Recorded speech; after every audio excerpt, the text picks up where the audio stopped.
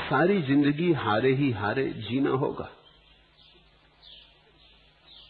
तुम पर निर्भर है। अगर जीत की बहुत आकांक्षा है तो हारे हारे ही जीना होगा। अगर जीत की आकांक्षा छोड़ दो तो अभी जीत जाओ, फिर हार कैसी? हार का अर्थ ही होता है कि जीतने की बड़ी अदम्य वासना है, उसी वासना के कारण हार अनुभव में आती।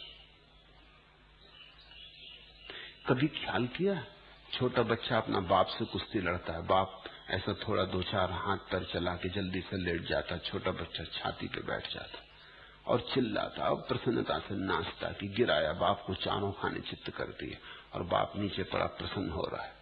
चारों खाने चित्त होने में प्रसन्न हो रहा है, बात क्या है? क्योंकि बाप जानता है हार स्वीकार की है उसने, तो हार में भी हार नहीं है। लेकिन अगर कोई दूसरा आदमी तुम्हारी छाती पे चढ़ जाए तो फिर जी कच उठता है, हार हार मालूम होती।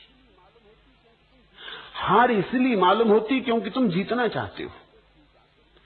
अगर तुम हार को स्वीकार कर लो तो फिर हार कैसे मालूम होगी? तुम्हें अपमान इसलिए तो अपमान मालूम होता है क्योंकि तुम मान चाहते हो। अगर मान ही न चाहो तो अपमान कैसा?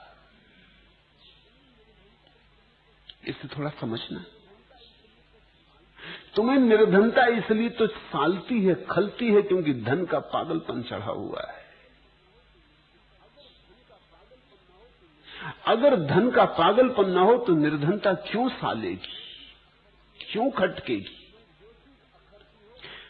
तुम्हें जो चीज अखरती हो, ख्याल कर लेना उससे उल्टे की तुम्हारे भीतर चाह है, फिर तुम्हें अखरती ही रहेगी। फिर तुम्हारे पास कितना ही हो जाए।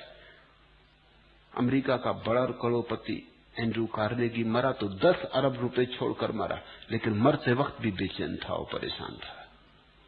और जब उसकी आत्मकथा लिखने वाले लेखक ने उससे 2 दिन पहले पूछा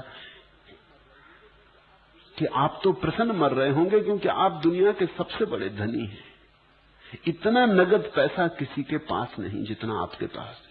एंड्रू कार्नेगी ने कहा, कहां की बातें कर रहे हो, मैं असफल आदमी, मैं रोता हुआ मर रहा हूं क्योंकि मैंने योजना बनाई थी 100 अरब रुपए इकट्ठे करने की और 10 ही अरब कर पाया। ये भी कोई जीत है? 90 अरब की हार है। अब तुम सोचो, अगर 100 की योजना हो तो स्वभावतः 10 अरब रुपए कुछ नहीं मालूम पड़ते, 90 अरब की हार।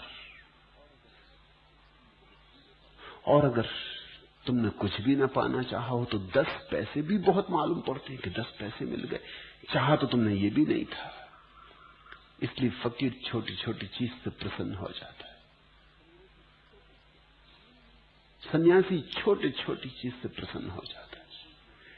मान ही नहीं पाता कि मेरी कोई योग्यता तो थी नहीं और इतना मिल गया, कोई कारण तो न था कि मिले और मिल गया। तो उसे प्रभु की अनुकंपा मालूम होती, प्रसाद मालूम होता। और दूसरी तरफ संसारी कितना ही मिलता चला जाए और उसकी रींगा झींगी, उसका रोना धोना बना रहता, वो सिर पीटते ही रहता, कुछ न कुछ खमी खलती रहती, कुछ और चाहिए, कुछ और चाहिए। चाह का कोई अंत नहीं है, इसलिए तुम कितना ही पालो, चाहे सदा आगे छलांग लगे।